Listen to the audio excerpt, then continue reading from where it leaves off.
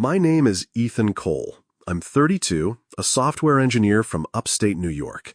I spend my days staring at screens, fixing bugs in code that nobody really understands, and my nights wondering if there's more to life than deadlines and coffee. Last October, my friends and I planned a trip that changed everything. It wasn't just a hike, it was supposed to be a reset, a way to shake off the monotony. But it turned into something out of a nightmare, something that still echoes in my mind like a distant chime. It started in Murphy's Tavern, this dingy little spot on the edge of town where the locals gather to forget their troubles. The air smelled of beer and fried food, with a hint of cigarette smoke clinging to the walls, even though smoking had been banned for years. Glasses clinked as the bartender poured drafts, and a jukebox in the corner played old rock songs, the kind that make you nostalgic for days you never lived. Jake Harling sat across from me at our usual booth, the one with the torn vinyl seats. He's 35, tall and broad-shouldered, with that perpetual grin that could charm anyone. But I knew him well enough to see the cracks. 2 divorces, a job in sales that was going nowhere, and a restlessness that came from chasing the high of his college football days. He slammed his pint glass down on the scarred wooden table, sloshing foam over the side. Guys, we're getting soft. Desk jobs, mortgages, the whole routine is killing us. We need adventure. Let's hike Blackridge Mountains. 3 days of roughing it. Just us, the trails, and nature. His eyes lit up as he spoke, like he was already picturing himself conquering the peak. I laughed, but it was half-hearted. Jake, you're having a midlife crisis. What, you think a hike will fix everything? Deep down, though, I was in. I'd hiked Blackridge as a kid with my dad, back when the world felt bigger and safer. He was a quiet man, a history teacher who loved the outdoors. He'd point out the trees and rocks, telling me stories about the land. Mountains remember things we don't, Ethan, he'd say, his voice low and serious. They're older than us, with secrets buried deep. Those words stuck with me, even now, as I scrolled through conspiracy forums late at night, questioning everything. Blackridge was only a 4-hour drive from our sleepy town, its trails rugged but familiar. I figured it would be good to get away, breathe some fresh air. Mark Ruiz nodded quietly from his spot next to Jake. He's 29, a mechanic with hands always stained with grease and oil. He didn't talk much, but when he did, it was worth listening. He loved fishing and survival stuff, always prepared, like he expected the world to end any day. Sounds good, he said, his dark eyes lighting up for the first time that evening. Mark was the steady one in our group, the guy who'd fix your car without asking for anything in return. He'd grown up in a big family, learned early on to rely on himself. Tyler Benson, or Ty as we called him, raised his glass with a dramatic flourish. He's 31, a graphic designer with a mop of curly hair and an endless supply of bad jokes. Count me in, but if a bear shows up, you're all bait. I'll be the one running fastest. Gotta save my creative genius for the world. Ty was our comic relief, always lightening the mood, but I knew he hid insecurities behind the humor. His job was creative, sure, but it was freelance gigs that barely paid the bills, and he envied Jake's confidence sometimes. We spent the rest of the night hashing out details over more beers. The hike would be the following weekend, late October, when the leaves turned fiery shades of red and gold, and the air had that crisp bite hinting at winter. Jake mapped it out on his phone, a 20-mile loop starting at the base of Blackridge Peak, winding up through dense pine forests to the summit for an overnight camp, then descending via the old miners' trails on the eastern slope. Those trails had a reputation: abandoned gold mines from the 1800s, collapsed shafts where men had died chasing dreams of riches. Locals whispered about ghost stories, prospectors who never left, curses from disturbed native lands. We laughed it off, calling it camp fodder. What could go wrong? Ty quipped, clinking glasses. But as we left the tavern, a chill wind blew through the streets, and I couldn't shake my dad's words. Mountains remember. The week flew by in a blur of work and packing. I double-checked my gear, first aid kit stocked with bandages, painkillers, and antiseptics, a reliable GPS device with extra batteries, a sturdy backpack filled with energy bars, water purification tablets, and a lightweight sleeping bag. Jake handled the tent, a massive 4-person thing he'd bought on impulse after his last divorce. Mark packed like a pro. MREs, a multi-tool that could do everything from cutting rope to starting fires, and enough cordage to rig a shelter in a storm. Ty, true to form, brought snacks galore and a portable speaker for trail tunes, insisting music would keep our spirits high. Friday morning dawned cold and clear. We piled into Jake's beat-up Jeep Wrangler at the crack of dawn, the sky still bruised with night. Mark took the wheel for the first leg, blasting classic rock on the radio, Led Zeppelin and AC/DC filling the cabin. Ty cracked jokes from the back seat, imitating Jake's sales pitches in an exaggerated voice. "Ladies and gentlemen, for the low price of your sanity, experience the thrill of Blackridge." I stared out the window as the highway gave way to winding country roads flanked by evergreens. The landscape shifted from flat farmland to rolling hills, then steeper inclines as we approached the mountains. My dad's warnings played in my head again. They're older than us, Ethan. They remember things we don't. I pushed the thought aside, focusing on the excitement. This was our escape. We stopped once for gas and coffee at a rundown station halfway there. The attendant, an old man with a weathered face, eyed our packs. "Headin' to Blackridge?" he asked, his voice gravelly. Jake nodded enthusiastically. "Yup, 3 days of hiking glory." The man frowned. "Be careful up there. Folks say those miners' trails ain't right. Lost a hiker last year, never found him." Ty rolled his eyes behind the man's back, but Mark's expression tightened. I felt a twinge of unease, but Jake brushed it off. "Old wives' tales. We'll be fine." We drove on, the mountains looming larger, their peaks shrouded in mist.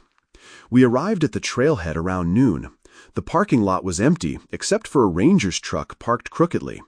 A wooden signboard stood at the entrance, weathered and faded, warning of bear activity, flash floods, and the importance of staying on marked paths. The weather app on my phone promised clear skies, but a few clouds lingered on the horizon. We shouldered our packs, Jake with his massive tent slung over one shoulder like a trophy, Mark balancing cooking gear and ropes, Ty munching on an energy bar already, and me with the essentials. "Ready, boys?" Jake boomed, his voice echoing off the trees. We stepped onto the dirt path that snaked upward, boots crunching on fallen leaves. The air smelled sharp and clean, like pine resin and earth after rain. Birds chirped overhead, and sunlight filtered through the canopy in golden shafts. For the first time in months, I felt alive. But that uneasy feeling lingered, like eyes watching from the shadows. The first few hours of the hike were pure bliss, the kind that makes you forget why you ever doubted the idea. The trail was well marked, a gentle incline at first, winding through a forest of maples and oaks ablaze with autumn colors. Leaves crunched underfoot, releasing a spicy scent that mixed with the cool breeze. We bantered as we went, single file with Jake leading the charge. He regaled us with stories from his football days, big games, last-minute wins, the roar of the crowd. "Remember that touchdown against State? I felt invincible," he said, his breath steady despite the climb. Ty piped up with puns. "Yeah, but now you're just a has-been with a backpack. Get it? Has-been?" Mark chuckled softly, sharing a rare story about a fishing trip where he'd caught a massive trout in a storm. "Nature tests you," he said. "Gotta be ready." I brought up the rear, my mind wandering to childhood memories. Hiking with Dad, he'd stop to point out animal tracks or explain the geology, how Blackridge was formed from ancient volcanic activity, its rocks holding fossils from millennia ago. "The mountain's like a book," he'd say, "full of stories if you know how to read it." We covered 5 miles by mid-afternoon, stopping for lunch at a scenic overlook. The view was breathtaking, valleys stretching out below, dotted with lakes that sparkled like jewels. We sat on flat rocks, unpacking sandwiches and trail mix. Ty blasted a playlist from his speaker, upbeat rock tunes that echoed across the landscape, until Mark grumbled about scaring off wildlife. "Turn it down, man. Listen to the woods." We did, and for a moment the only sounds were wind rustling leaves and distant bird calls. It felt simple, peaceful. As the sun began to dip lower, casting long shadows, we veered onto the less-traveled miners' trails. The path narrowed dramatically, overgrown with ferns and brambles that tugged at our pants and scratched our arms.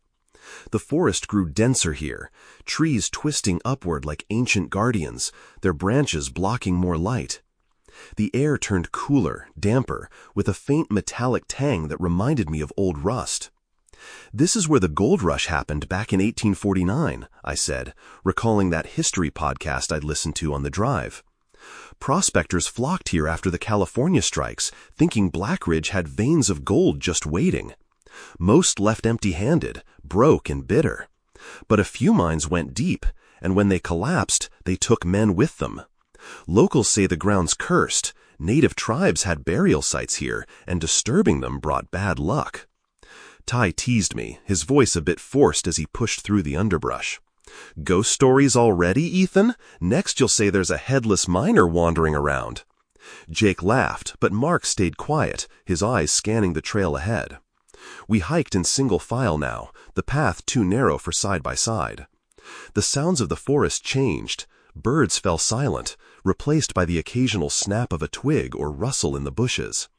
I felt the weight of the mountain pressing in, like it was alive and aware of us intruders. That's when we found it, about 2 miles into the miners' trail, near a crumbling rock face that looked like the remnant of an old cave-in. The stones were jagged, covered in moss, and the air smelled earthy, like fresh-dug soil. Mark, who was in front now, spotted something glinting in the underbrush off the path. "Hey, check this out," he called, kneeling down and brushing away dirt and leaves with his gloved hand. We gathered around, our breaths coming in puffs in the cooling air. It was a small metallic object, half buried, as if the ground had tried to swallow it. He pulled it free. An old pocket watch, tarnished silver with intricate engravings of swirling vines and what looked like ancient runes, symbols I couldn't place. The face was cracked like spider webs, the hands frozen at 317, and on the back, etched faintly in elegant script, were the words, "Tempus fugit, sed memoria manet." I translated it from my rusty Latin knowledge. Time flies, but memory remains. Inside the cover, when Jake pried it open carefully, was a faded sepia photo of a stern man in miner's gear, his beard thick and eyes piercing, holding a pickaxe against a rocky background that looked eerily like the spot we stood in. "Whoa, jackpot!" Ty exclaimed, pulling out his phone to snap photos despite the spotty signal. "This thing's gotta be from the 1800s, gold rush era for sure. We could sell it on eBay for a fortune." His excitement was infectious, but Mark shook his head, his face serious. "Leave it, guys. It's bad luck to take things from places like this. My abuelo always said old relics carry spirits." Jake wiped off more grime with his sleeve and pocketed it anyway. "Finders keepers. It's just a watch, probably worth a few bucks to a collector. Come on, let's keep moving." As we continued, the watch felt heavy in the air between us, like an unspoken weight. I swore I heard a faint tick as Jake slipped it into his pocket, but when I asked, no one else had. My stomach twisted with a mix of thrill and dread.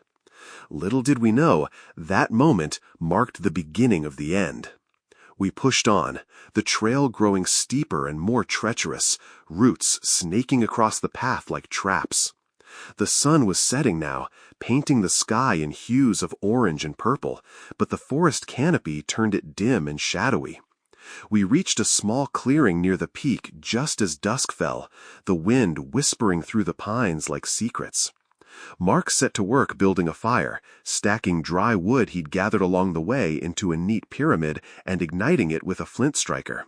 The flames flickered to life, casting warm glows on our faces, but they seemed to struggle, popping and hissing as if the air was too damp. Jake pulled out the watch again to show it off, holding it up to the firelight. "Listen to this," he said, winding the stem experimentally. To our surprise, it sprang to life, the ticking faint at first, then steady and insistent, like a heartbeat from another time. The hands jerked forward, spinning erratically in a blur before settling at the current time, 7:42 p.m. "That's weird," I muttered, leaning closer. "It was broken a second ago." Jake shrugged. "Probably just needed a good wind." "Cool, right?" But his grin faltered when the watch let out a soft chime, a single, eerie bell tone that echoed unnaturally loud in the quiet woods, reverberating off the trees as if the mountain itself was amplifying it. Ty jumped, nearly dropping his marshmallow stick. "What the hell? It's like a grandfather clock in my pocket. Creepy as fuck." We laughed it off, trying to shake the unease, and passed around a flask of whiskey Jake had smuggled in his pack. The alcohol warmed us as we roasted marshmallows over the fire, sharing more stories. Ty told a hilarious tale about a disastrous date. Mark opened up about a fishing haul that fed his family for a week, and Jake reminisced about road trips we'd taken in college. But as night fully descended, the temperature plummeted faster than expected, our breath fogging the air in white clouds. The fire dimmed despite adding fresh wood, flames flickering low and blue. I checked my phone, no signal, which wasn't unusual this high up, but the GPS app glitched, our location pin jumping erratically across the map, miles from where we should be. Around midnight, I woke suddenly in my tent, heart pounding. At first, I thought it was the wind, but then I heard them, whispers, muffled and urgent, speaking in old-timey English that sounded like it came from another era. "The vein. It's cursed. Get out while you can." I sat up, sweat beading on my forehead despite the cold, listening intently. Ty snored softly beside me in our shared tent, oblivious. Jake and Mark were in the other one, their silhouettes still through the fabric. I unzipped the flap quietly and peered out. The fire had died to glowing embers, casting long shadows that danced like figures. The watch lay on a log where Jake had left it, its face glowing faintly in the dark, a pale blue light that pulsed like breathing. I shook it off as imagination, maybe the whiskey playing tricks, and zipped back up, burrowing into my sleeping bag. But sleep brought nightmares. Vivid visions of miners hacking at rock walls deep underground, their lanterns swinging wildly, illuminating sweaty faces and glittering veins of gold. Then came the screams as the earth rumbled, beams cracking, rocks tumbling in a deadly cascade. I saw the man from the photo, Elias Blackridge. Somehow I knew his name, his eyes wide with terror, mouth opening in a silent plea as the darkness swallowed him. He reached out, his hand grasping at nothing, mouthing words I couldn't hear but felt in my bones. "Return it." I jolted awake at dawn, the tent filled with gray light filtered through fog. My head throbbed from the whiskey, and my body ached from the hard ground. The others were stirring too, looking as rough as I felt. Ty rubbed his eyes, groaning. "Man, bad dreams last night, like miners trapped or something." Mark nodded, his face pale with dark bags under his eyes. "Same here, felt real." Even Jake seemed off, fiddling with the watch obsessively as he packed his gear. "It stopped again," he said, winding it without success. "But last night, I swear I heard it ticking in my sleep, like it was whispering." We broke camp sluggishly, nursing headaches and sipping water from our canteens. The fog was thick, soupy, clinging to everything like a shroud, reducing visibility to a few feet. The air felt heavier, charged with something unspoken. As we started descending the eastern trail, the path seemed different, more overgrown, roots twisting like veins across the dirt. Ty tripped over one early on, twisting his ankle badly. "Ow, shit!" he yelped, collapsing to the ground. We stopped, Mark kneeling to examine it. The ankle was swelling fast, purple bruises blooming. I pulled out the first aid kit, wrapping it tightly with a bandage while Ty winced. "This trail's out to get me," he joked weakly, but his laugh was strained. He limped the next mile, slowing our pace, and the fog showed no sign of lifting.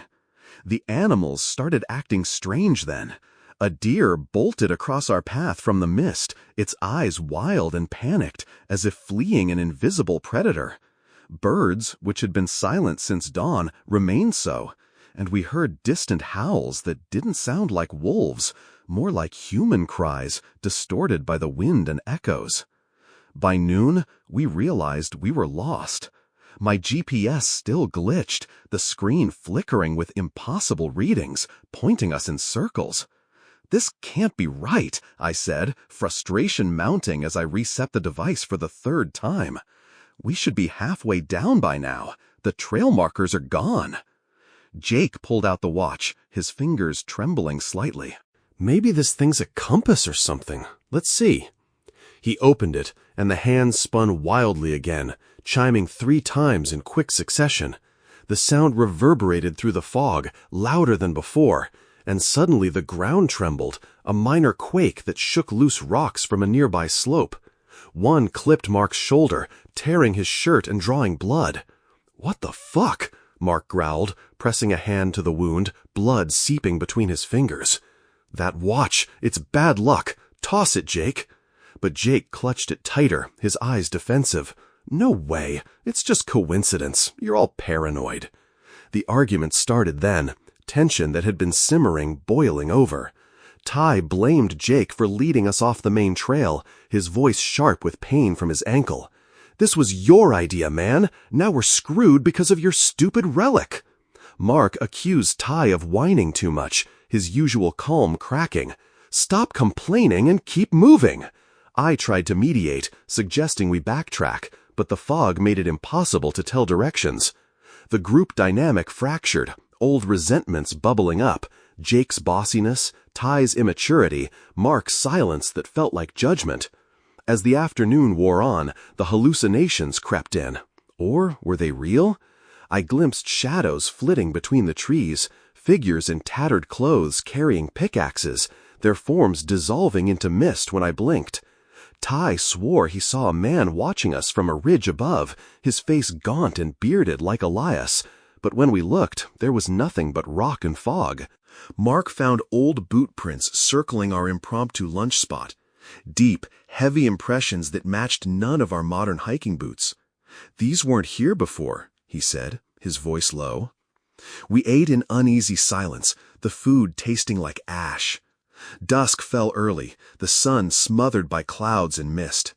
We had no choice but to camp again, finding a ravine that felt too enclosed, walls of rock rising on either side like a trap. The fire wouldn't light properly. Matches fizzled out one after another, as if the air refused to cooperate. We huddled in the dark, flashlights casting narrow beams that barely pierced the fog. The whispers returned, clearer now, circling our camp. "Return it. The mountain claims its own. Thieves will pay." Jake sat apart, staring at the watch. Its glow illuminated his face in eerie blue, casting shadows that made him look hollow. "I see him," he murmured, his voice distant. "The miner. His name was Elias Blackridge. He found a vein of gold, but it was on cursed ground, native burial sites desecrated by greedy men. The mine collapsed, trapping him and his crew alive. This watch was his last possession.